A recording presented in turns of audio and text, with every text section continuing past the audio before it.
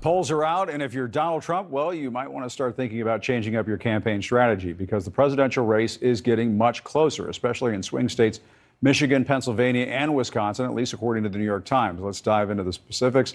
I've got CNN senior data reporter Harry Ensign here with me. Harry, you and I talked to, it was like 13 hours ago or something. I've lost track in the space-time continuum. But not, the numbers are the numbers.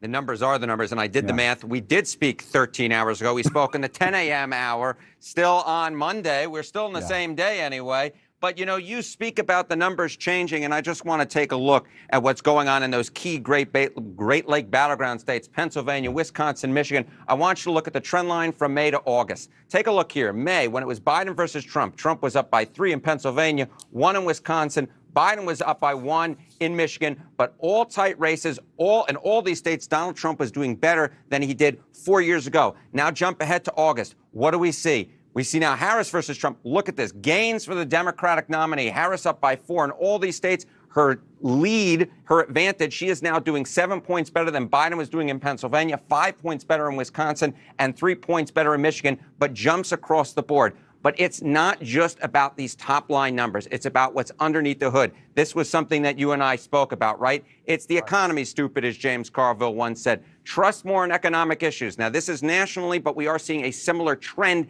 in the key battleground states. Look at this. Who do you trust more in economic issues? In July, 41% of voters nationwide said Trump, compared to 35% who said Biden. Now look how close we are. We're at 42% for Harris, 41% for Trump. But the consistent thing that we're seeing across all these polls, Mr. Acosta, is the fact that there's a trend away from Donald Trump and towards the Democratic presumptive nominee.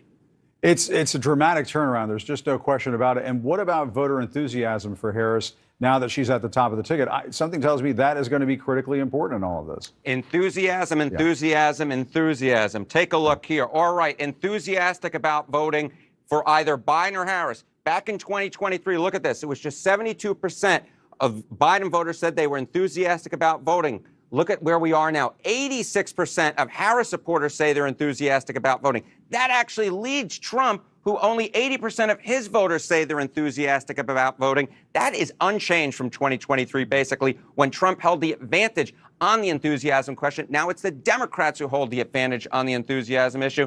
And just one little last thing on temperament. I think this is so important because we've seen Donald Trump kind of go off the rails in recent days, whether it be, saying potentially that Kamala Harris's crowds were fake. They were AI generated. No proof of that whatsoever. That just plays into this. Right temperament to be president. Look at this. 55% of likely voters in the key battleground states of Michigan, Pennsylvania, Wisconsin say that, yes, Harris has the right temperament. For Trump, it's the exact opposite. 54% say no, he does not have the right temperament. You put it all together, Jim. You put it all together. This was just a very bad polling day and the past few days on the poll front for the former President Donald Trump. But I guess the good news for him is he still got a little bit around, let's say, 80 or so days, a little less than 3 months to turn it all around because he'll need it.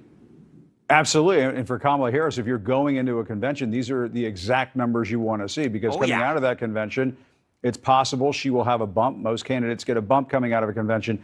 If that pads these leads even more, that is going to be quite something. All right, Harry Ensign, great to see you as always. Thanks so much. My friend, whether day or night, it's a pleasure to see you. in both day and night today.